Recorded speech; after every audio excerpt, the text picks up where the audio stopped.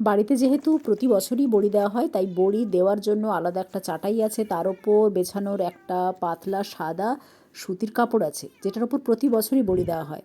সেজন্য বড়ি দিয়ে দিয়ে ওর ওপর একটা দাগও তৈরি হয়ে গেছে। আগের ভিডিওতে তোমরা দেখেছো সমস্ত গোটা মশলাগুলোকে ভেজে আমরা গুঁড়ো করে নিয়েছি। সেই গুঁড়ো মশলাগুলোকে এখন ডাল বাটার ওপর দিয়ে দেওয়া হলো। তার সাথে দিয়ে দেওয়া হচ্ছে চাল কুমড়ো, মানে পাকা চাল কুমড়োর ভেতরের যে শাঁসটা থাকে সেটাকে ভালোভাবে কুড়ে নেওয়া হয়েছিল। দানাগুলোকে ফেলে দিয়ে ওই শাঁস থেকে অতিরিক্ত জলটাকে ছেঁকে বের করে দিয়ে ওই শুকনো শাঁসটা রোদে একটু হালকা শুকিয়ে নিয়ে এই ডাল বাটার মধ্যে দেওয়া হয়েছে। এতে বড়ি খুব তাড়াতাড়ি শুকিয়ে যাবে, শক্ত হয়ে যাবে। তার মধ্যে কিছুটা সর্ষের তেল আর স্বাদমতো নুন দিয়ে বেশ কিছুক্ষণ ভালোভাবে ফেটিয়ে নিয়ে নিজের পছন্দ মতো শেপ দিয়ে ছোট বড় মাঝারি বিভিন্ন আকারে মা বড়ি তৈরি করে নিচ্ছে।